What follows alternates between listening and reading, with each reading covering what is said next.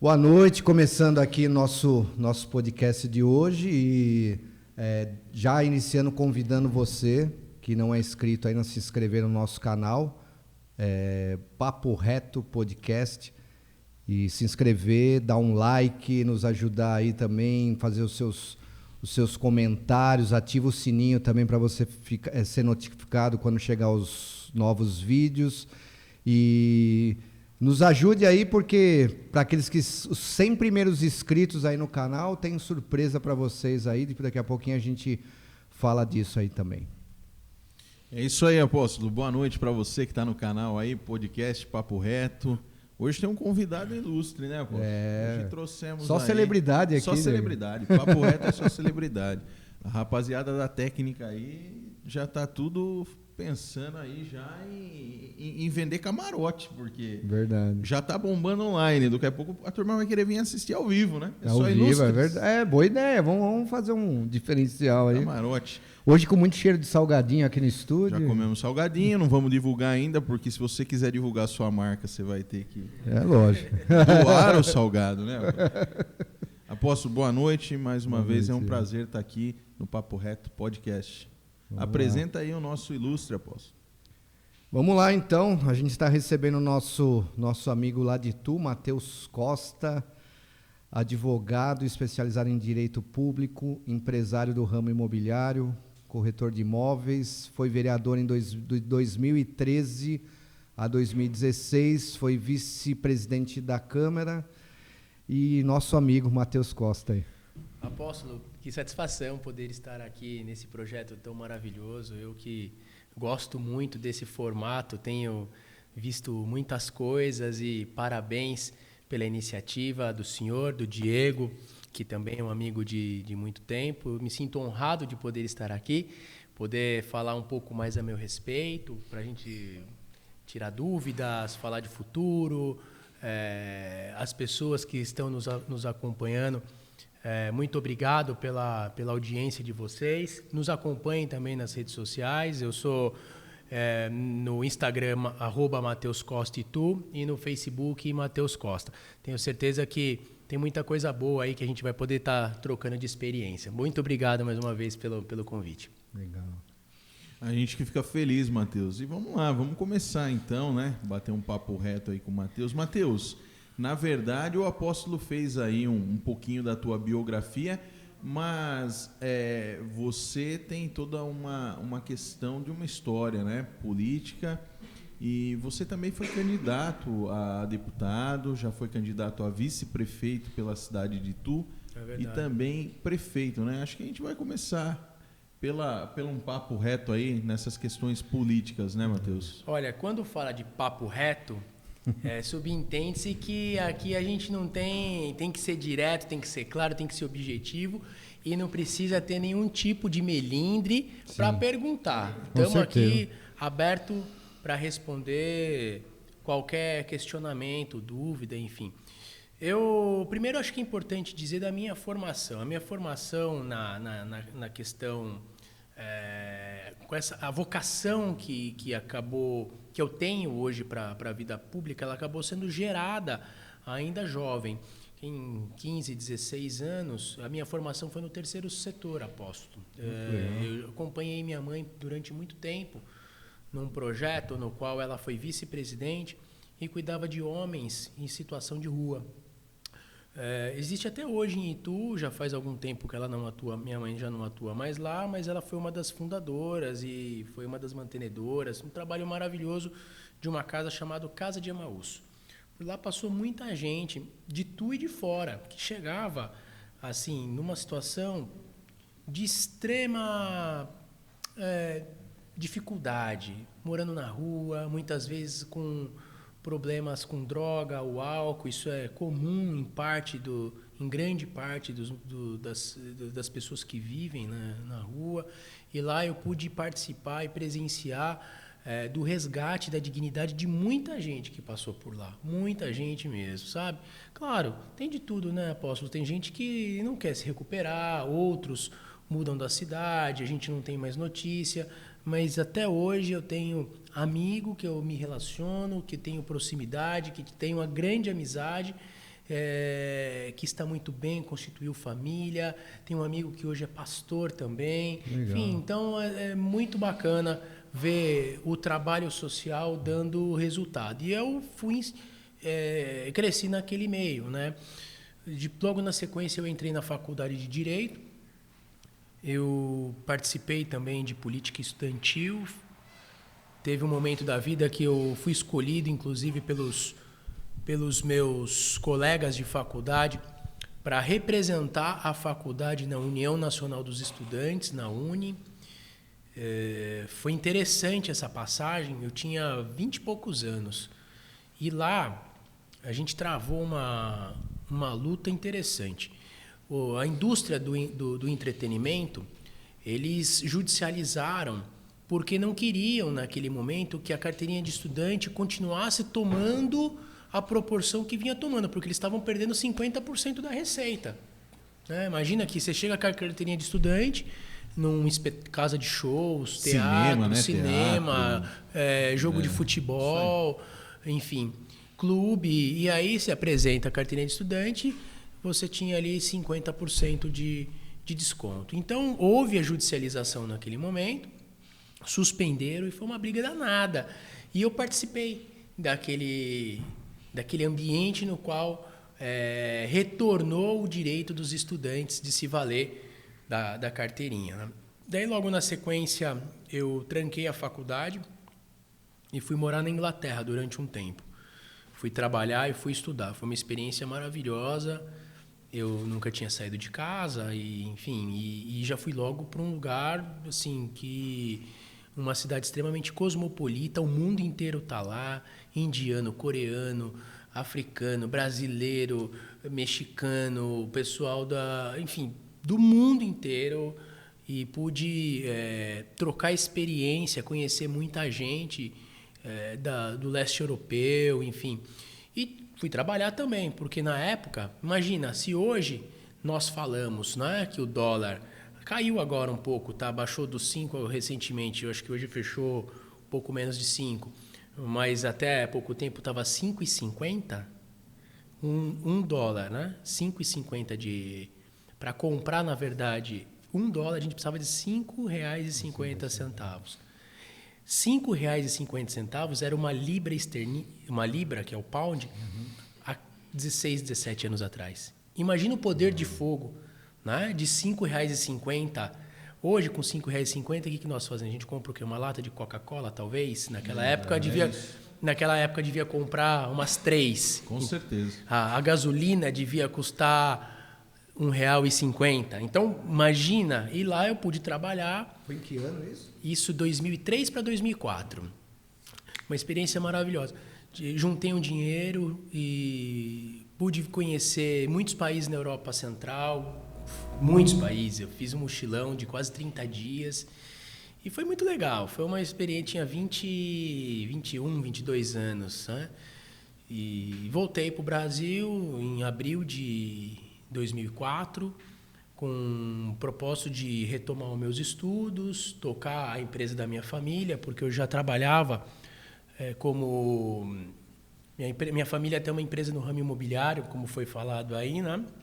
E aí eu voltei como coordenador da parte comercial, já era corretor de imóveis, só que cuidava da parte de locação. E aí voltei já um pouco mais maduro, porque isso gera uma maturidade sem impressionante, dúvida, né? Você tem que se virar, trabalhar, cuidar da casa. E conhecer alguém, o que é isso, Matheus? É um intercâmbio? Existem programas de intercâmbio, mas o que eu fiz na realidade foi eu fiz um contato com amigos que já estavam lá, inclusive amigos da faculdade, que já tinham trancado a faculdade um ano antes. Legal. E tinha ido e estava adorando a experiência. E aí deu certo, e eles me receberam, me encaminharam durante 30 dias, porque é um lugar novo, né? Você não sabe... você precisa entender o que está acontecendo ali na cidade. Eu tive o auxílio deles para arrumar o primeiro emprego. Meu inglês também era um inglês muito de iniciante, enfim. Mas foi fantástico a experiência. Estudou lá? Estudei, fiz durante todo o período, eu estudei e trabalhei, né? Durante todo o período. Foi muito bom. Eu acho que foi uma das grandes experiências que eu vivi. E aí voltei para coordenar a empresa da família, ajudei meu pai também no processo eleitoral que ele estava se encaminhando para vereador em 2004. Graças a Deus, um projeto vitorioso, eu pude ajudá-lo e passei a coordenar a empresa, a parte comercial da empresa da família, que depois, no futuro, eu me tornei um dos sócios, enfim, juntamente com a minha irmã, mas isso é um negócio um pouco mais recente. Mas ali eu encaminho também a minha vida empresarial e profissional, né? Eu já não dependia mais dos meus pais já há bastante tempo, desde quando eu comecei de fato a trabalhar, enfim, claro, né? Nessa volta que você se forma em Direito, quando você volta... eu retornei para a faculdade e aí me formei em 2007. E fiz vários cursos, sou pós-graduando em Direito Público, Tributário. Daí, já como coordenador da empresa, né, na sequência sócio, eu senti a necessidade, Apóstolo, de continuar buscando conhecimento. Aí eu fiz um outro programa, só que esse programa um pouco bem mais rápido, na verdade, de 2 meses, e fui para uma escola de negócios na Califórnia, em San Diego. Foi muito legal também, mas foi um negócio específico lá. Eu só fui para estudar, porque era um negócio mais rápido, né? E tomava muito tempo. Eu entrava 8 horas na escola e saía quase 3 horas da tarde, então também não tinha muito tempo para trabalhar, mas foi muito bacana. Foi uma imersão também numa escola conhecida nos Estados Unidos de negócios. E uma grande experiência também, porque eu estava muito focado na parte de business, né? Empreendedorismo. Mas quando eu volto, eu fui no final de 2010, mas as aulas começaram em janeiro. Então fui passar o Réveillon lá, e aí as aulas começaram em janeiro e voltei no final de fevereiro ou começo de março, alguma coisa assim. Quando eu retorno, surge a possibilidade de eu começar a construir um projeto para a vida pública. E aí... Até então você não tinha tido contato nenhum com isso? Eu tinha tido, assim, do terceiro setor, né? Essa experiência do meu pai também, que acabou, ele se elegeu, deu certo, enfim. E eu convivi com isso em casa, mas eu, na verdade, eu sabia que isso poderia acontecer em algum momento, mas eu não fiquei forçando, sabe? Porque eu tinha que viver a minha vida, construir a minha história, cuidar do nosso negócio. Mas teve uma passagem em 98, que eu até não citei, mas tem muito a ver com essa questão da vida pública que ficou marcado, né? Em 98 eu participei de uma convenção, Diego, quando ainda existia, quando os partidos ainda tinham... Hoje são poucos partidos que acontecem isso, né? Aquela questão de militância, de fazer convenção, de ir para o voto para ver quem que vai apoiar, se lança candidatura própria ou se apoia candidato de uma outra coligação. E, Apóstolo, eu tinha 16 anos, meu primeiro voto, e eu participei ali de uma convenção muito grande, na época era o PFL. Imagina que eu nem tinha carta de motorista, né? Eu ia fazer o meu primeiro voto e eu já era filiado ao PFL lá atrás. E eu fui participar dessa convenção. E quem liderava, Diego, essa convenção, na época, era o Gilberto Kassab, que era o vice-presidente do PFL, e hoje o vice-governador do estado de São Paulo, Rodrigo Garcia, né? Então, aquele movimento, gente, convencionários e tal, uma briga no bom sentido, né? Para ver no voto quem é que ia apoiar, qual grupo político. E eu falei, uau, que coisa interessante isso daqui.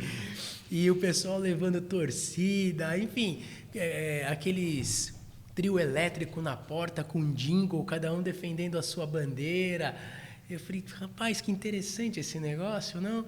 E isso com 16. Aí depois fui fazer a política estudantil que falei com vocês, enfim, e volto ali para meados de 2000 e 2011.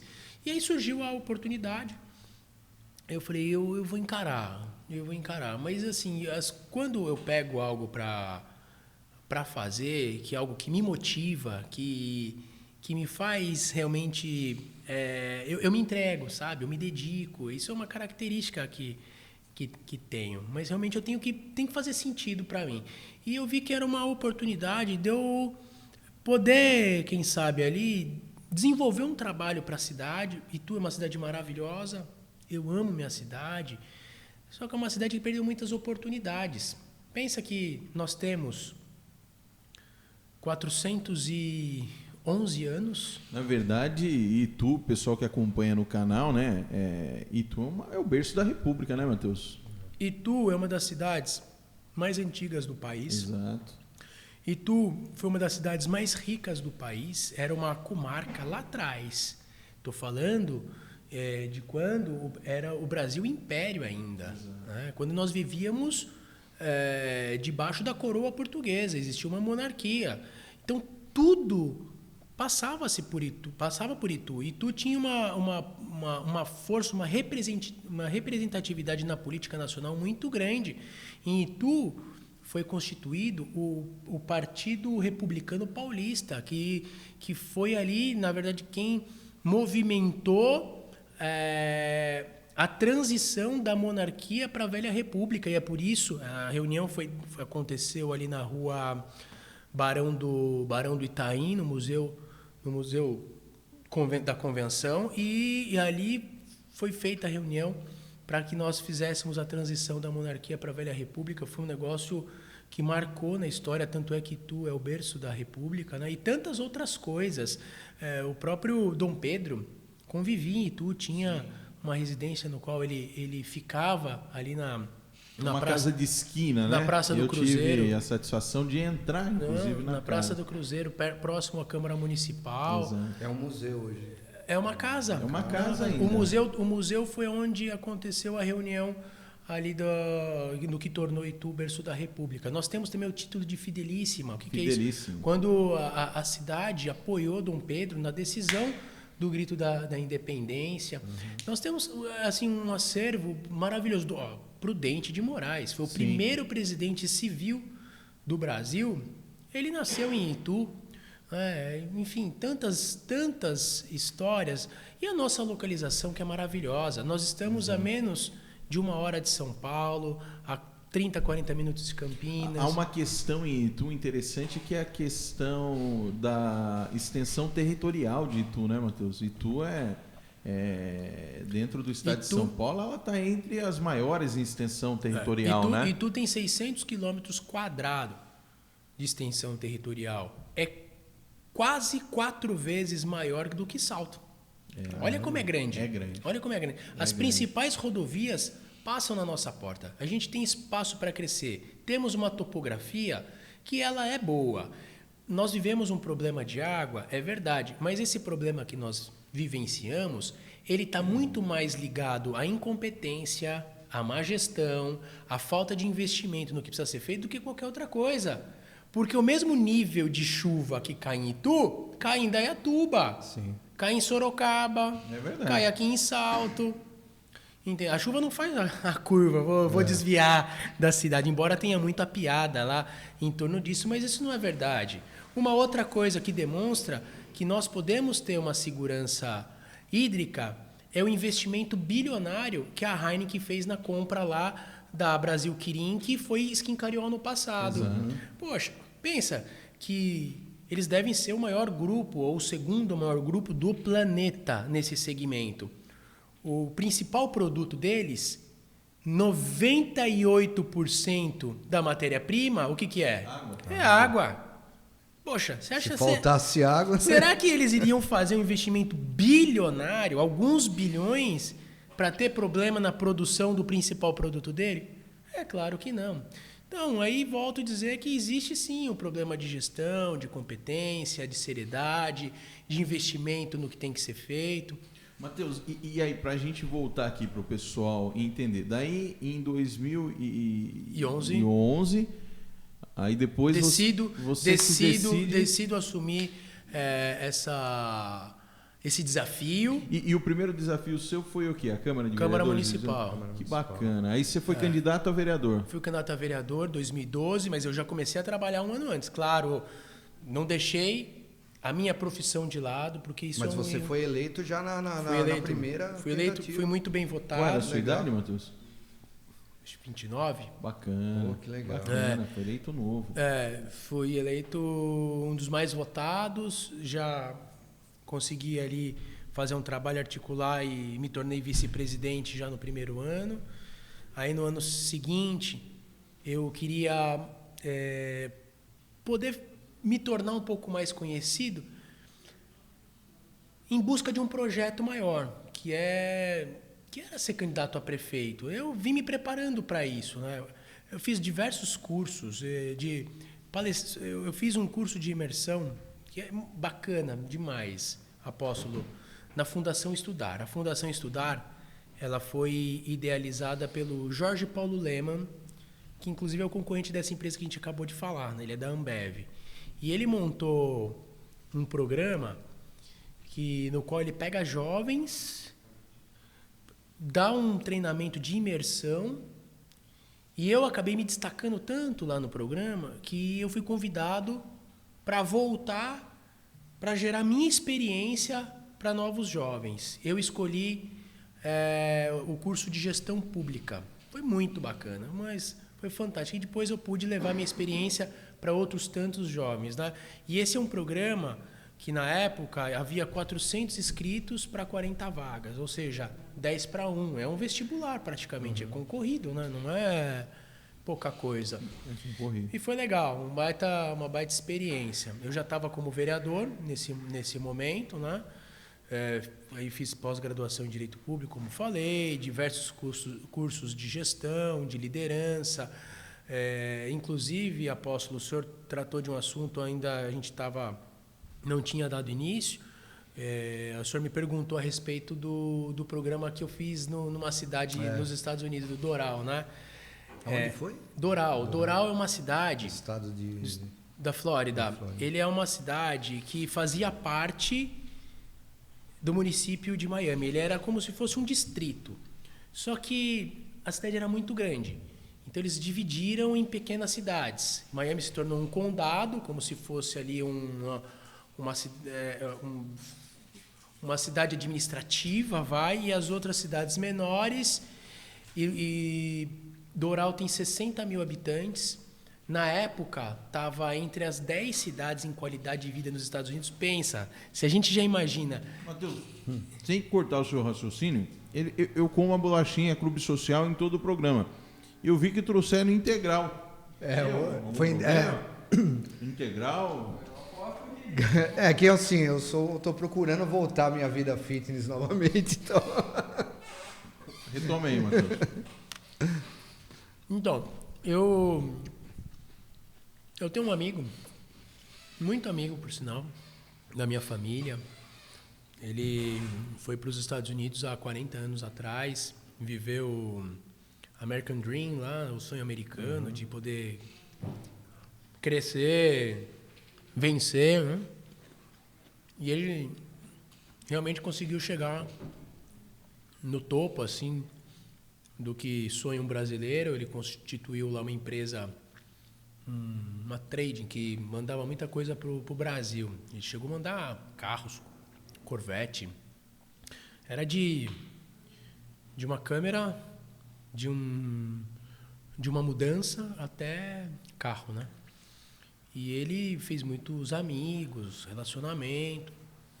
E já há algum tempo, não sei, quem sabe uns 10 ou 15 anos, mais ou menos, ele se converteu, hoje é pastor, né? E é uma pessoa muito querida, muito querida. E quando a gente vai para lá, a gente fica na casa dele. Eu chamo ele de tio, para vocês terem uma ideia.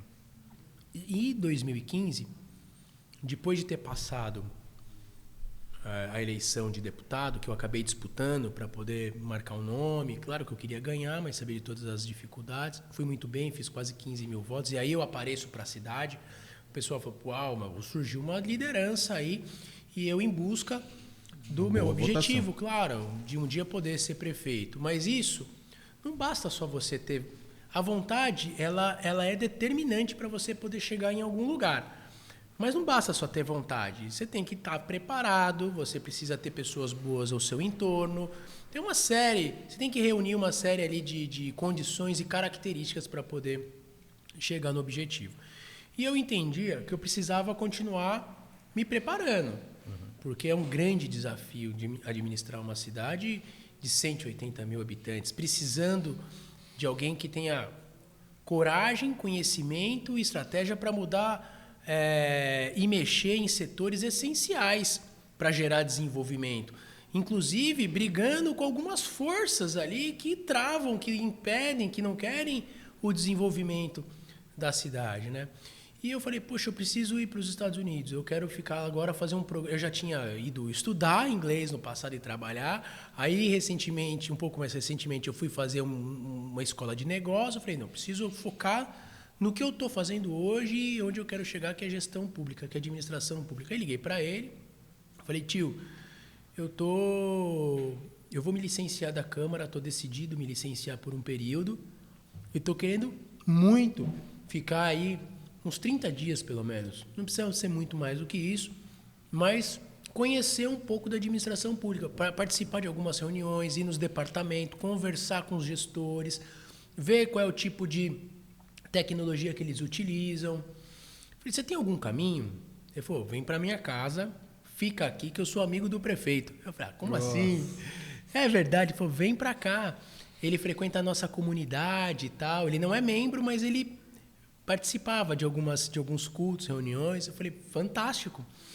E realmente, eu cheguei, depois de 1 ou 2 dias, eu não tenho certeza, eu estava no gabinete do prefeito. Fui recebido numa condição de honra maravilhosa. Eu recebi uma medalha dele, fui condecorado. Ele abriu as portas da prefeitura, andei por todos os departamentos, participava das reuniões. Você fez como um estágio lá, então. Foi. E eu estava quase todo dia lá, só vez ou outra que fui fazer um passeio um pouco mais distante, mas eu cumpri uma agenda fantástica. Tava sempre lá, participando com eles, enfim, de reuniões e perguntando mesmo, indo nos departamentos. E a gente vivia um problema de água naquele momento. Fui lá na estação de tratamento, na parte de captação, enfim, um negócio muito bacana, estação de tratamento de esgoto. E lá eles fazem um negócio que é muito interessante. Eu tenho como objetivo um dia colocar isso na nossa cidade. E eu acho que vale para todo aquele que é gestor, que é prefeito, que tem condições de poder mudar a realidade de uma cidade ou de algum lugar, fazer isso. E eles fazem e eles colocam no site da prefeitura as reuniões abertas para o público e temática. Dia X eles falam do transporte público, no outro dia de limpeza. E as pessoas vão até a prefeitura. Eu entendo que aqui, por uma questão cultural, talvez não consigamos levar as pessoas até a prefeitura. Mas por isso, o que eu penso? Que a gente tem que levar a prefeitura para os lugares mais ermos, né? Leva a estrutura, que é algo simples de se fazer, e debater com a população. Não simplesmente ficar jogando o que está fazendo, mas ouvir, porque quando a gente ouve, quem mais sabe do problema do bairro das Nações? É quem mora no centro da cidade ou é quem mora nas Nações? É óbvio que quem mora nas Nações e vice-versa, quem sabe do problema do centro também. Então, se a gente não ouvir quem está lá todos os dias, dificilmente a gente vai conseguir acertar, né? Enfim. E foi legal, foi um baita programa, me licenciei. Vale lembrar que foi uma licença não remunerada. Eu poderia até, Diego, fazer uma licença remunerada, por quê? A lei orgânica e o regimento interno da Câmara permitia, porque eu estava buscando conhecimento para agregar no meu mandato. Então, quando a gente demonstra isso, então eu poderia sair, me afastar e continuar recebendo por aquilo. Mas, embora fosse legal, eu entendia que não era moral. Eu falei, pô, eu não estou lá, não estou. Então, eu saí, o meu suplente assumiu, né, esse período, e para mim foi muito enriquecedor, foi uma grande experiência. E então, depois eu retorno e começo a pôr em discussão questões interessantes que eu tinha visto lá nos Estados Unidos, né? Na sequência, eu comecei a trabalhar a possibilidade de ser prefeito, eu queria, só que não consegui me viabilizar. Você sabe que não é fácil colocar uma campanha dessa de pé, você precisa ter estrutura, precisa de ter partidos, e aí eu sofri um golpe duro em março de 2016. Eu acho que você se lembra, a gente chegou a conversar em alguns momentos lá, perdi um partido, tive que ir para um outro menor, sem estrutura, e isso fez com que eu não conseguisse manter a minha candidatura a prefeito. Tive que dar um passo atrás, fiz uma composição, saí como vice, a gente perdeu por 647 votos, é muito pouco. É bem pouco. É pouco, muito pouco. É uma urna, 640 em Itu, pelo menos. E aí você saiu candidato a vice, né? A vice. Naquele momento. E com o mandato que você vinha fazendo na cidade, praticamente a reeleição para vereador era certa, né, Matheus? Então, a gente... É bacana isso, né? Você quis mesmo... além dessa paixão pela cidade, além da paixão pela política, porque a política, né, para você que acompanha a gente aqui no canal, ela é uma ferramenta, né, Matheus, de transformação, uma ferramenta que pode ajudar muito e ajudar os que mais precisam, né? Quando você abre mão de fazer uma carreira, né, de ser vereador de novo, praticamente com uma eleição ganha, para disputar um cargo, para poder ajudar as pessoas, né?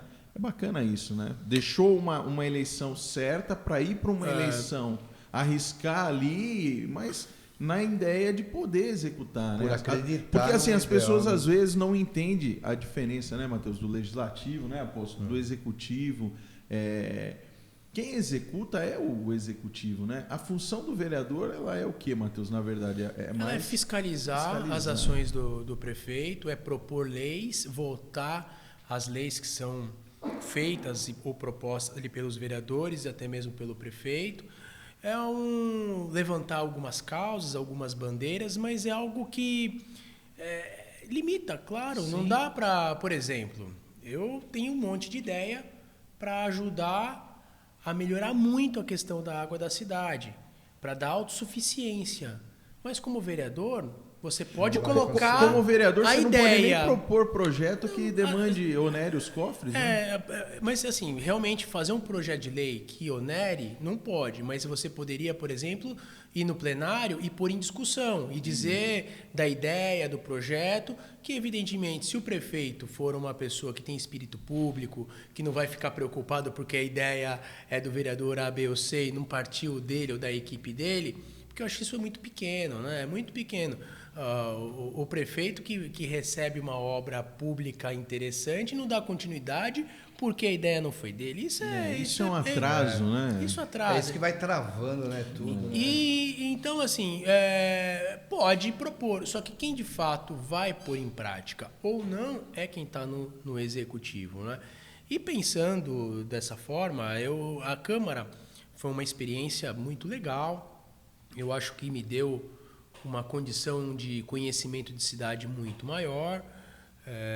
A forma como você trata o legislativo, isso é importante porque você depende da Câmara para poder aprovar leis, e eu acho que isso é fundamental para quem... O orçamento também passa na Câmara, Passa né? pela Câmara. Para quem quer ser prefeito, você tem que ter ali um conhecimento. Você acha que todo prefeito, né, todo mundo que está no executivo deve passar pela Câmara? Eu acho que é muito importante. Tem que ter sabe? experiência no Embora a legislativo, gente saiba que muita gente se elege sem passar pela Câmara, mas isso te dá um conhecimento ali de relacionamento com os vereadores que é importante, porque você, muito claro, Apóstolo, muitas vezes o vereador, o que ele precisa é de ser bem atendido, é de saber que ele pode ligar lá para a secretária do prefeito e ele vai ser recebido para colocar as ideias dele,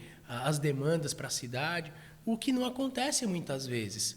Tem cidades que a gente fica sabendo que existe um distanciamento gigante e, no final das contas, o prefeito que teria uma condição ali super tranquila perde base, perde maioria e aí começa a dificultar as coisas na cidade porque não consegue aprovar as matérias que são importantes, que ele levou.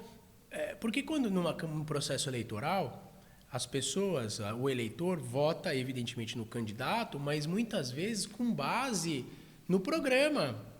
E o programa, quase na sua maioria, tem que passar pela Câmara para poder se viabilizar, né? E o que pode não acontecer se não tiver ali um relacionamento harmonioso, né? Claro, com independência, sim, porque são poderes independentes, mas com certa harmonia. Então, acredito que é importante e, para mim, pode ter certeza que valeu muito e até uma experiência política mesmo, de traquejo. Matheus, e aí vocês perdem a eleição em 2016 e você continua? Eu sou advogado também, né? Me formei em Direito lá em 2007 e aí depois depois de um tempo tirei o OAB, constituí meu escritório e quando a gente perde a eleição em 16, eu falei, vou tocar minha vida, porque a vida não para. Eu estava para casar, inclusive minha esposa está me ligando e eu não posso atendê-la. Pode. Atenda ela aí, fala que você está atendendo ela ao vivo aqui. Meu amor, eu parei para te atender. Eu estou no podcast, no Papo Reto Podcast. Você tá na internet aqui. Já virou uma prática do pessoal do canal. Estão te ouvindo, na verdade, os né? Te vendo, não. Os entrevistados atenderem a esposa rapidinho no meio da que eu tô. Tá bom. A gente vai até por isso como prática aí das entrevistas. Sabe que as esposas ligam para conferir, meu. Você tá... Será que tá mesmo no podcast? Bom, então foi por causa dela também, em 16, que eu falei, a gente vai casar, 17, né?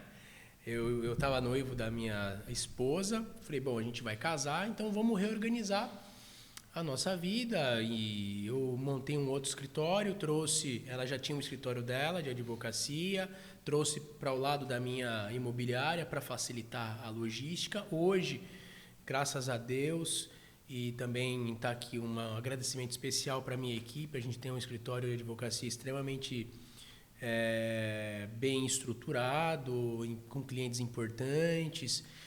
A minha sócia, quero mandar um abraço e agradecer a tua paciência. A minha sócia Laís Miguel, ela é daqui de Salto. Ah, conheço a Laís. Doutora Laís. Minha sócia, ela é uma brilhante advogada, por sinal, né? Ela foi minha advogada numa questão que eu tive da igreja. Ela é muito querida. A gente trabalha junto há 5 anos, eu acho. 4, 5 anos. 17, 4 anos, né? Então, 17 para cá são 4 anos. E vai muito bem, a gente está num momento de expansão, grandes projetos. E sempre defendendo o Itu, né, Matheus? Advogando, mas dentro ali das questões políticas da cidade. Assim, eu nunca deixei aquele espírito público, né, de lado. Até porque a gente acaba se tornando ali uma referência, uma figura pública, uma liderança, por que não dizer, né? Claro que a minha atuação é no Brasil todo. Eu tenho clientes que a gente atua fora do estado de São Paulo, mas na minha vida está em Itu, né? E é em Itu que eu estou e vou criar as minhas filhas. Hoje a gente tem 2 meninas. Uma de 1 ano e 9 meses, que vai completar depois de amanhã.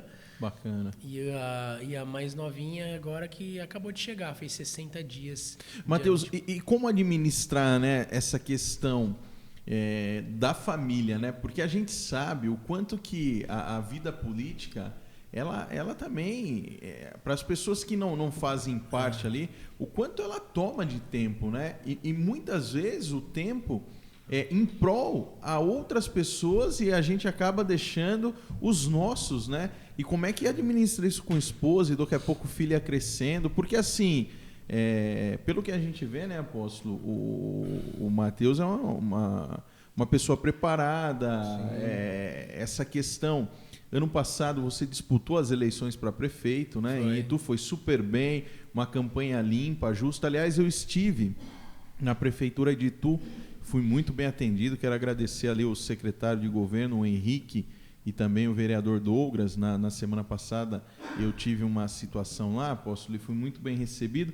E ambos falaram que você fez uma campanha belíssima, uma campanha honesta, uma campanha bacana. E inclusive, disseram que são, nesse momento, adversários políticos, mas não inimigos, que vocês são amigos, né? E a gente vê isso, Matheus, ninguém fala contra a sua pessoa, né? Você consegue administrar também essa questão. Você tem adversários políticos, mas não inimigos, né, Matheus? Ô, Diego, pelo menos essa é a forma que eu vejo quem está do outro lado. Não sei se todos me veem desse mesmo jeito. Eu não tenho problema pessoal. É claro que no momento, é que nem num jogo de futebol. Às vezes, você tem dois times, um jogando de cada lado, você tem que dar uma entrada. Não, tem que ser no fair play, claro, jogo limpo. Sim. Mas você tem que ser um pouco mais firme ali para você ganhar a bola, para você avançar, para você ir para o ataque e chutar para o gol e para ver se a bola entra. Mas eu não aí, parafraseando, fazendo uma analogia aí com o futebol, eu realmente não dei carrinho por trás, porque eu acho que isso não leva a nada. Sim. As pessoas querem ouvir propostas, programa, sabe realmente identificar quem está fazendo demagogia, quem está fazendo discurso barato, politicagem. Então eu tentei levar a minha mensagem. É claro que não foi fácil, porque eu tinha uma estrutura muito limitada do ponto de vista de financeiro mesmo. Você disputar contra uma máquina indo para a reeleição, é complicado. Em outro grupo político que já vem de sucessivos mandados de deputado estadual, deputado federal, é uma briga assim. Quantos votos, Matheus? Eu fiz 15 mil votos, 20%.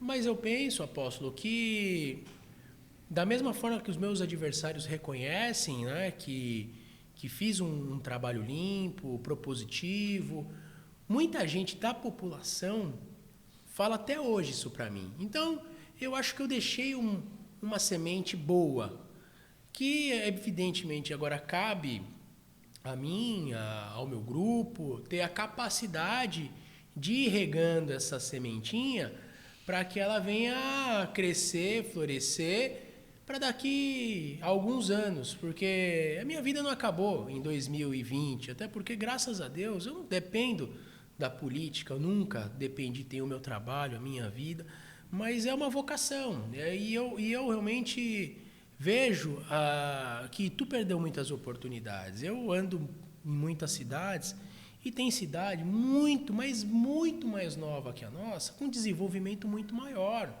mas muito maior. Grandes empresas chegando, avenida sendo aberta, você vê que a coisa é pujante, que as coisas estão acontecendo. Agora, é inadmissível uma cidade tão boa como a nossa, com uma história riquíssima, maravilhosa como a nossa, tão próxima dos grandes centros do mundo. Pensa que a Grande São Paulo tem ali 20 milhões de habitantes, somando São Paulo mais as cidades vizinhas ali da Grande São Paulo.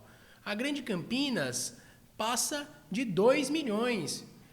Sorocaba, mais uma potência. Então a gente está num eixo fantástico. Do lado de aeroporto. De aeroportos. Dos dois lados aqui, em Viracopos e agora o Catarina. Só ali na Castelo Branco, próximo do aeroporto, nós temos ali alguns milhões de metros quadrados que está na cidade de Itu.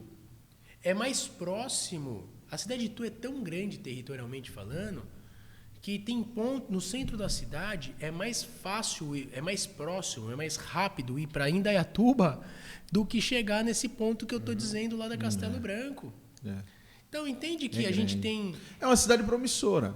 muito. Ô Matheus, eu assim, o que a gente... É até uma questão que tem me preocupado bastante, né? A gente fala de eleição e eu acho assim que o povo precisa ter mais conhecimento disso, né? Em quem votar, como votar, o porquê votar. Eu acho que falta muito isso. Me preocupa. Ano que vem a gente vai eleger um presidente, né? Deputados. E eu vejo assim, um povo muito despreparado para isso, né? Porque se vota muito hoje por uma afinidade, mas não por uma capacidade, por sei lá, um projeto legal. É preocupante isso, né? Como é que você vê tudo isso, né? O ano que vem a gente está vindo de diversas situações, né? Pandemia, tudo que a gente passou, né? Lutando por uma retomada, e o ano que vem a gente votar para um presidente. Eu não sei se falta informação, não falta, né? Hoje tem muita informação, acho que falta interesse, né? O problema que eu vejo também, apóstolo, é que são as fake news, né? As informações mentirosas também, né? Isso na política é demais. É demais, 24 horas isso. Realmente eu acho que as pessoas precisavam estar mais engajadas, interessadas. Existe uma polarização aí colocada, o que acaba atrapalhando a possibilidade de surgir um debate mais amplo, fica muito ali o fla-flu, né? E assim, independente de ideologia, independente de preferência política, eu acho que o bom debate, ele é sempre saudável e tem que ter várias cabeças ali, cada um levantando o seu programa, cada um levantando para poder ir realmente formando opinião das pessoas. Mas precisava ter um pouco menos, o que eu acho que é difícil, mas precisava ter um pouco menos de... Parece que hoje está meio passional o negócio, sabe? Cada lado se agarra em lança e enfim... É extremo, né? Parece que só tem extremo, né? Extrema direita, extrema esquerda, E quando se fala de novo, né? Porque se fala tanto do novo, né? Sei lá, parece que esse conceito de novo também que as pessoas têm é meio complicado, né? Porque o novo não é você dar um tiro para cima e ver onde que vai acertar, né? E essa é a impressão que dá às vezes, né? Já visto você, né? Se preparou, né? Só no começo aqui, de experiência pública, você tem mais de 20 anos aí. Então, eu mesmo não sabia de tudo isso, né? Hoje eu tive a curiosidade de ler um pouquinho sobre você. E voltando ali, né? Para a gente não perder o link, você fala da questão da vocação, né? Quando a tua esposa te conheceu, você já estava... Porque como é que faz para administrar a família? Não, né? Olha, isso foi legal. É uma história boa de contar. Eu comecei a namorar a Isabela na minha eleição de vereador. Eu já estava quase chegando o dia da eleição. Eu a conheci. Eu falei, eu vou casar com essa mulher. Será que ela votou em você, Matheus? Rapaz, eu acho que ela me ajudou muito, porque a família é grande e acabou trazendo aí uns votos que provavelmente eu não teria. E aí a gente começou a namorar já bem próximo do dia da eleição. Ela até falou, olha, eu tô vendo que você tá num momento aí difícil, tá correndo, não tem muito tempo. Aí falei, não, eu quero é coisa séria. E vamos... Que legal. E virou casamento. Aí você vê, a gente tem uma família maravilhosa. E ela gosta de política também. Sim. Se ela pudesse escolher... Eu acho que ela diria para eu ficar na advocacia, que é o nosso negócio. Ela é advogada também, é minha sócia, né? E vai bem o nosso escritório, mas ela sabe que eu faço assim com bastante determinação, com amor. Então ela entende o propósito, sabe? E por que ela não me... Por que ela não segura? Porque ela sabe que a cidade precisa avançar, que ela tem esse entendimento. Mas quando eu digo que ela acredito que optaria por um outro caminho, é por causa do que você citou inicialmente. Por causa do tempo, por conta da entrega, sair muitas vezes cedo e volta tarde. Aconteceu, pensa que na eleição passada, teve dia, apóstolo, de eu sair, 6 da manhã, minha filha estava dormindo, por óbvio. Eu cheguei em casa, ela já estava dormindo de novo. Porque eu cheguei meia-noite, quase meia-noite. Então, isso, eu fiquei quase uma semana sem ver a minha menina. E uma coisa que é interessante, né? Até para você que está acompanhando no canal. O Matheus, ele não está prefeito de Itu, mas pela tua liderança política, você tem contato com deputados estaduais, federais. Esses dias eu vi você numa reunião com o vice-governador do estado de São Paulo. Então você ajuda a cidade de Itu, você ajuda as pessoas, né? E muitas vezes, Matheus, a família fala assim, nossa, se dedica mais aos outros do que a nós, né? Porque você resolve o problema de tanta gente, né? E a família fica, não fica? Eu consegui trazer bastante recurso para a cidade através de emenda, de ambulância, enfim, muitas coisas bacanas. Mas é verdade, às vezes a gente, coisa ou outra, não conseguimos resolver para nós mesmos, mas resolve para um bocado de gente, né?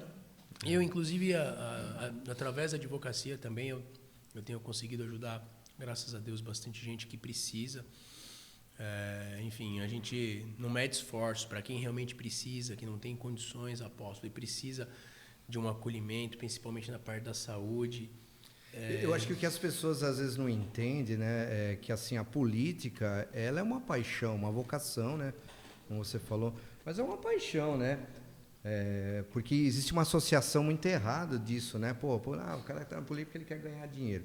Acho que ganhar dinheiro é consequência, faz parte, como qualquer outro trabalho, né, mas é uma paixão, né. Você está dedicando, você está deixando família, o que a gente está falando aqui. É uma ferramenta, né? Eu vejo como uma ferramenta para ajudar, para transformar, né? É que a gente tem muita referência ruim, apóstolo. É por isso que acabaram demonizando. E na verdade, você liga a TV só mostra a política ruim, né, Matheus? Tem muita coisa boa. O jornal não vende as coisas boas, né? Políticas públicas que são necessárias, melhora na qualidade de vida, tudo isso só vai acontecer através desse instrumento, não tem outro. Não tem outro. Se você poder fazer chegar a água na torneira das pessoas, é através da política. O preço uma melhora na saúde, tudo, né? E é interessante, né? Porque assim, é legal as pessoas pararem às vezes e refletirem também, né?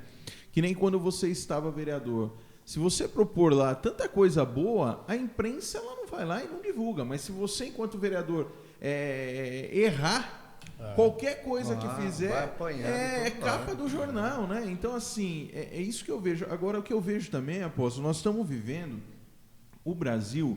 Eu vejo que o Brasil é muito rico. O Brasil é um país maravilhoso.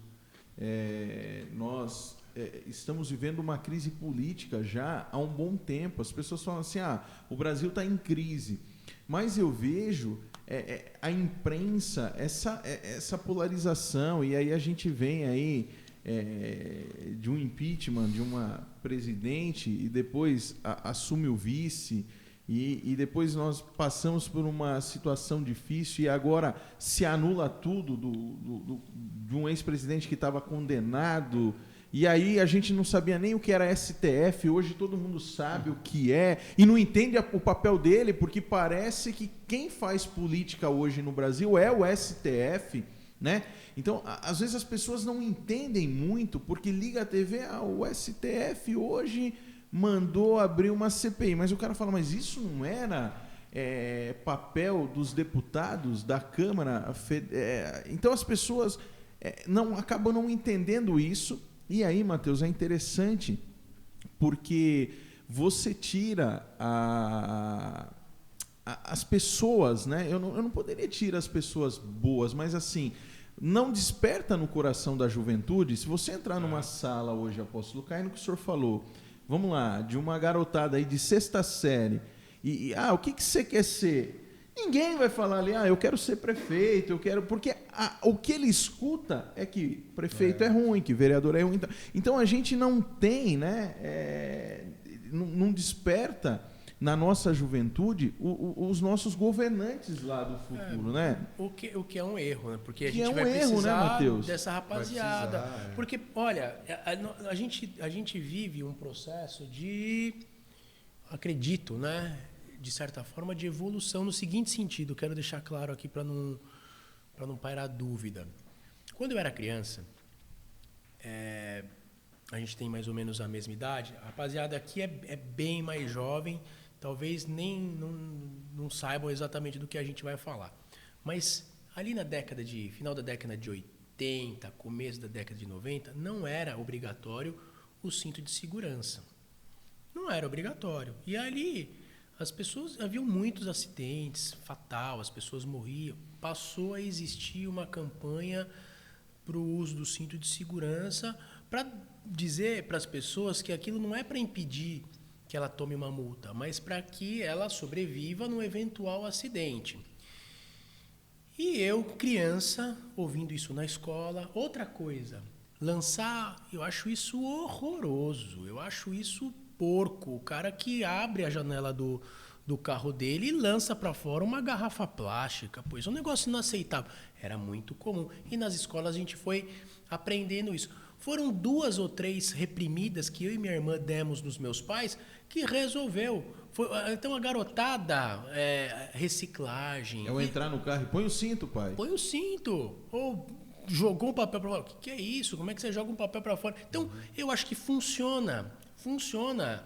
Isso daí, a gente, na base, fazer um trabalho na base de conscientização, de mostrar a importância. Ser matéria, né? Deveria. Uma aula aí E fazer com que isso venha brotar no coração dessa juventude a vontade e a importância deles se posicionarem, porque existe um ciclo de vida natural. E olha, eu vou te falar uma coisa que é fato. A Polícia Federal, vamos usar a Polícia Federal como exemplo, era uma polícia complicada do ponto de vista ético e tantas outras coisas ali, 80, 90 alguma coisa. Quando começou o concurso público e uma garotada veio nova, com vontade, e hoje a Polícia Federal é uma referência no mundo, das operações, das ações. Pode acontecer alguma coisa, em qualquer instituição pode, mas hoje já não é mais como era no passado. Hoje, os brasileiros têm orgulho, no passado não tinha, era um negócio terrível. Hoje o pessoal fala com orgulho. E posso falar porque na minha família eu tenho um primo e eu sei o quão dedicado ele é, um delegado federal de um trabalho fantástico, maravilhoso, enfim. Mas essa questão, esse lado negativo, né, que nem você falou, ele está em todo lugar, né? Hoje a gente vê, vou falar da minha realidade, né? A igreja, quantos escândalos acontecem, né? Cara, não está diferente. Na medicina, em todos os lugares, todas as profissões, né? É que nem você falou, a gente está pegando muitas vezes a política e tornando isso do diabo. Então isso daí não... A imprensa, eu vejo, apóstolo, que ela fez isso nos últimos tempos. Sim, como eu disse no início da fala ali, podemos estar passando por uma crise política, mas a gente tem que diferenciar essa questão, porque tem muita gente boa no meio político, muita gente com vontade mesmo de fazer, de pôr para funcionar, mas acabou com o que ficou, né? Ficou nítido que como se qualquer político tá todo mundo no mesmo barco. Ó, você vê, eu assim, o Matheus, eu até falei com o Diego outro dia, a gente estava falando disso. Como líder da igreja hoje, né, as pessoas, não se mistura fé e política. Eu acho que são coisas que estão bem relacionadas e tudo vai de como você vai pilotar isso daí. Concordo. Obviamente que eu não vou usar o púlpito para fazer política jamais, mas assim, eu já comecei hoje um trabalho de base, eu vou caminhar bastante nisso com a minha liderança, por exemplo. Claro. Porque eu acho que os meus líderes, eles são formadores de opinião, assim como a gente mas eles precisam entender um pouquinho mais isso para multiplicar isso. Então, em algumas reuniões de liderança, eu tenho falado sobre isso. Da importância dessa conscientização, de como... Porque, como eu falei para você, aquela pergunta que eu te fiz, me preocupa muito ano que vem a gente eleger um presidente. Baseado no quê? Né? Então, os deputados, né? Como é que a gente vai escolher os nossos deputados? Governo do Estado, né, Aposto? Governo do Estado. Então, assim, se a gente não fizer esse trabalho, se hoje as lideranças, de uma forma geral, não entenderem isso e não fizer um trabalho de conscientização, aquilo que você falou, da base ali, a gente vai viver eternamente isso daí, cara. A política é do diabo e, assim, eu entendo que tudo que você dá para ele é dele. E pode ser diferente disso. A gente tem uma responsabilidade, cara. Eu me sinto responsável por isso. Eu não sou político, eu não tenho a menor pretensão mas de o senhor é líder e todo mundo que está numa função de liderança, eu imagino, dentro da minha concepção, que precisaria pôr isso em discussão, pelo menos para poder fomentar. E veja, não tem verdade absoluta. Eu acho que ali é tudo uma construção. Eu já vi tanta ideia boa sair de pessoas que você fala, puxa vida, até com certa limitação, mas de uma capacidade interior ali maravilhosa. E eu acho que isso é importante, sabe? Colocar isso em discussão, formar na base e mostrar que precisa haver ali uma oxigenação, que precisa ter propósitos, né? Valores. Isso é fundamental. E a igreja, claro que a função principal da igreja é evangelizar. É o evangelho, não tenha dúvida.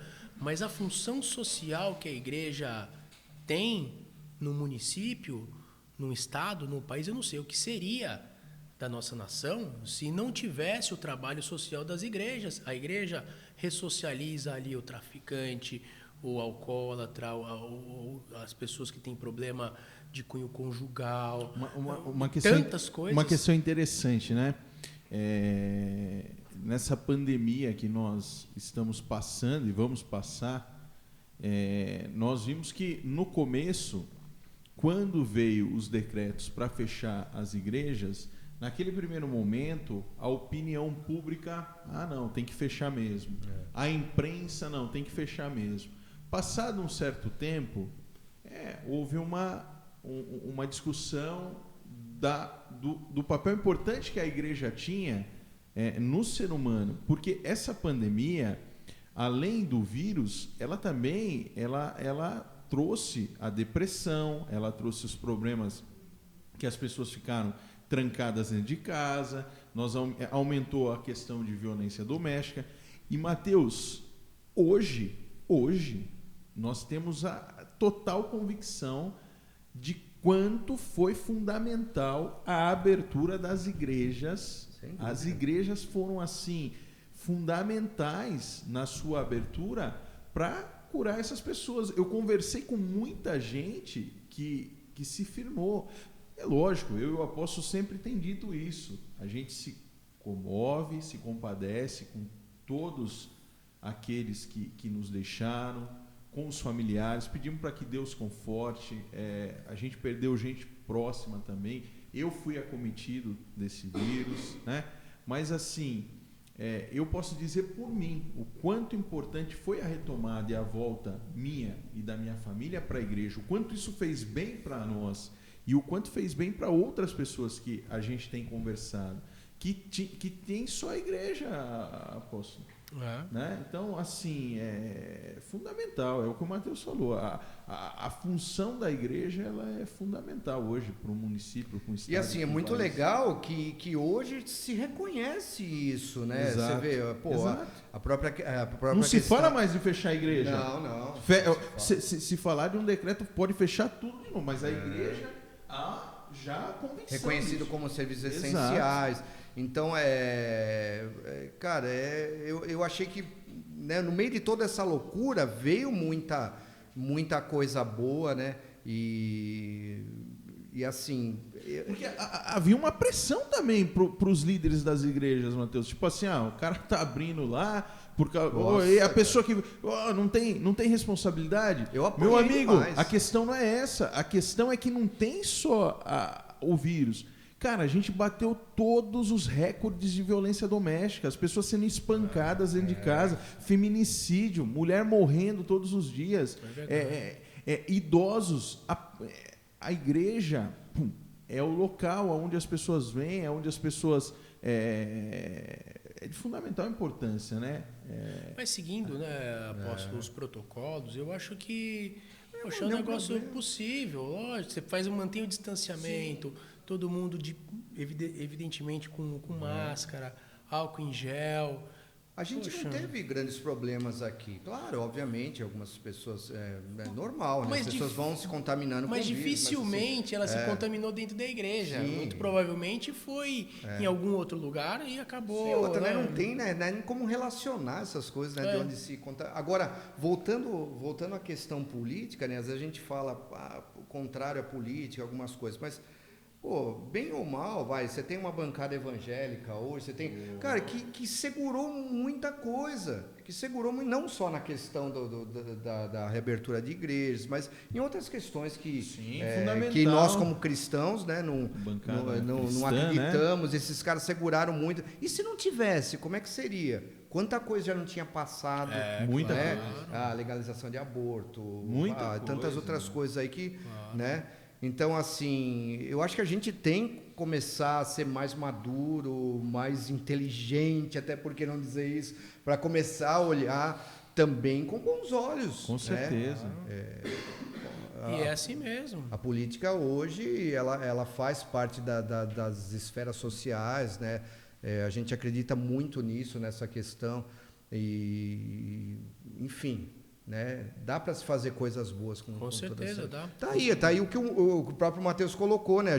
Eu sabia pouco da Tua História, te conheço há algum tempo, mas assim a gente vê um jovem que com certeza, né? Já fica a pergunta no ar aqui, né? Vai dar sequência em tudo isso, né, Matheus? Eu pretendo. Os planos futuros são esses. Tenho conversado com muita gente boa. Graças a Deus hoje.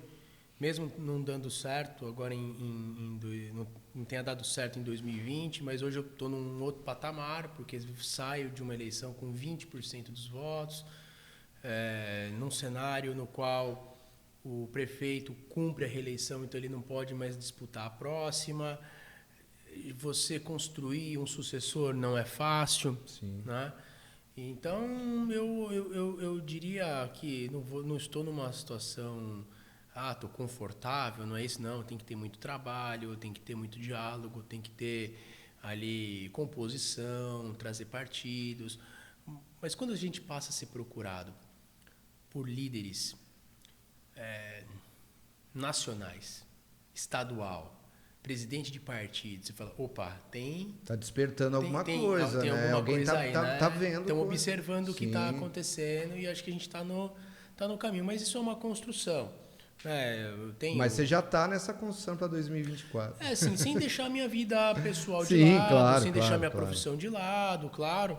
Mas eu me organizei nos meus negócios para ter um tempo para isso. Eu tenho uma ótima equipe, tanto no escritório de advocacia, assim como na empresa, no ramo imobiliário, no qual minha irmã é minha sócia, e lá ela toca de uma forma brilhante também, com inovação, ela deu uma dinâmica diferente no negócio. A gente vive um momento importante do mercado imobiliário, muita gente veio dos grandes centros para o interior e isso fez com que... Cresceu, né, o mercado imobiliário nesse tempo de... Bastante. Construção civil, mercado imobiliário está explodindo, pelo menos em Itu, acho que em Salto não é diferente, deve estar acontecendo, né? E a gente sente e lamenta muito porque alguns segmentos foram diretamente impactados com essa pandemia e eu advogo para algumas pessoas do setor de alimentos.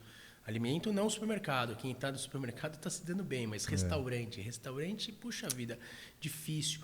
Evento, eu tenho um cliente lá que tem uma empresa grande, ele tem um dos maiores eventos do Brasil. Do Brasil. Ele está há 2 anos sem trabalhar, meu amigo. Poxa, como é que faz? A gente falava isso no último programa, né? Que com o entrevistado. Teatros, né? Né, Aposto? E agora... Mas a gente crê que até...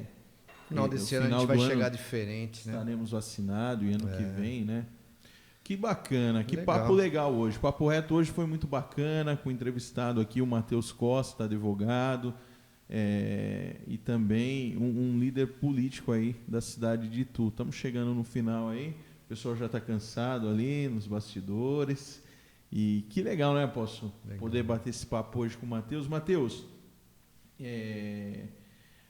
como advogado, você teria diversas carreiras, né? Delegado, promotor, juiz. Muito amplo. Muito amplo, né? O leque que o direito dá, né? E eu sei o quanto você é um profissional com excelência, né? Tem aí, é conhecido como um dos melhores escritórios de advocacia hoje.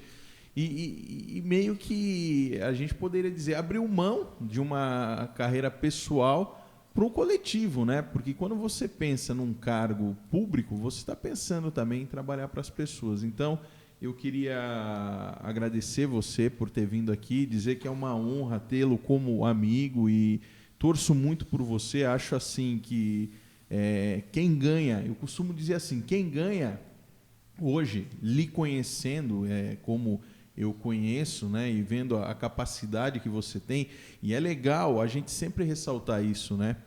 Nem eu sabia, e depois a gente vai sabendo, né? O Matheus, ele sempre fez por Itu, né? O quanto já de emenda, de contato, né? Volto a dizer, semana retrasada eu vi que você estava ali com o vice-governador e trabalhando por Itu, independente de estar com a caneta, mas está trabalhando pela cidade, né? Então, assim, eu desejo total sucesso para você, conte com a gente, e eu não tenho dúvida, eu acho que quem ganha é a cidade de Itu, tendo o Matheus Costa ali na direção da cidade, quem ganha muito é a cidade de Itu. Ó, eu não voto em Itu, mas se eu votasse, com certeza você teria o meu voto. Que honra, que honra. Mas para os amigos, né, Aposto? Sim, claro. Com certeza a gente vai pedir. Eu fico muito feliz, viu, Apóstolo? Obrigado pelo convite, pela deferência, pela amizade, Diego, por tudo que você falou. E o senhor também, Apóstolo, que é uma referência, uma pessoa que tem um carinho especial em saber que em algum momento eu poderia contar com o teu voto. Isso para mim tem muito valor, porque é claro que eu sei que tem gente, e não é incomum isso, que chega no dia da eleição, não sabe quem vai votar, vai lá e pega um papelzinho do show. Que na hora que cai na urna, na verdade tem o mesmo peso, né? De uma pessoa consciente como o senhor, que analisa a proposta, que está preocupado com o futuro, que quer saber se a base vai conseguir se reciclar, que quer passar uma ideia de cidadania para os seus liderados, para que leve essa mensagem adiante. Então, tem um peso, para mim, muito importante, só de saber dessa tua intenção, mesmo sabendo que, óbvio, que são colégio eleitoral diferente. Então, isso me motiva e demonstra que eu estou aí no Mas caminho. É diferente para uma eleição municipal, né? Se você vir galgar alguma coisa a nível estado, aí o nosso voto vale. Sim, com certeza, aí vai. Então, vamos deixar a coisa acontecer naturalmente. Tá na mão de Deus. Eu acho que eu tenho um objetivo que está mais próximo da minha realidade, né? Mas de qualquer forma, o dia de amanhã não nos pertence. Sim. Muito obrigado pelo Matheus. Carinho, muito obrigado pela forma no qual foi recebido. Tua rapaziada tá de parabéns aí pela qualidade, viu? Por tudo que vocês montaram, de excelência mesmo, e conte comigo. Quem sabe no futuro próximo aí com novos projetos a gente possa estar novamente. Com certeza. E quando você for prefeito, fala para a secretária atender a gente, porque assim, né? Hoje Tá difícil. Tá aqui no Papo Reto. Quando tiver eleito, senta aqui com a gente e bater um papo. Lógico. Pra mostrar e falar, né? Aqui vamos receber o prefeito. Eu sou o mesmo cara de 15 anos atrás, 20 anos atrás. bacana. Meu celular não Com muda. E, enfim, super acessível. Claro que o ofício ali, às vezes, te coloca em compromissos, que toma tempo, responsabilidade, mas a essência a gente nunca pode perder, né? Os valores, o caráter, assim, é um negócio que até outro dia estava conversando com um colega, né? E eu vou preservar aqui a identidade para não expor, mas daí ele falou: você viu determinada pessoa o que fez? Que absurdo e tal, ele se transformou. Eu falei: amigo, ele não se transformou nada, ele se revelou. É diferente. É bem por aí. Ele já era daquele jeito. Ele, tudo bem que ele teve o poder, ele mostrou quem ele sempre foi, ué. Então acho que é isso. Então, até porque o Super-Homem e o Clark Kent são as mesmas pessoas, né? Sim, só se transforma. Só pessoal, foi muito legal estar com vocês. Obrigado, muito obrigado. Diegão, Apóstolo. A gente quer agradecer você, pedir para você curtir, compartilhar o canal. A gente vai bolar uma peça aí, nós vamos subir. Para você que curtiu o canal, vai ter um sorteio de um bolo de 2 quilos da Sodier e 50 salgados da Sodier. Então a gente quer pedir para você, vai lá, curte o canal do podcast Papo Reto. Começamos esse projeto agora. E queremos contar com você para que ele cresça. Daqui a pouco você pode dar a sua sugestão de um entrevistado. Conforme aqui nós formos avançando, a gente vai ter a pergunta do Apóstolo. E a gente quer agradecer você que já tem curtido, já tem acompanhado o canal. E agradecer você por mais esse momento que passou com a gente. Obrigado, Apóstolo. Obrigado mais uma vez da gente estar junto. Valeu, sempre Diego. Um prazer estar com o paizão aqui. Um abraço, pessoal. Valeu, gente. Abraço. Valeu. Obrigado.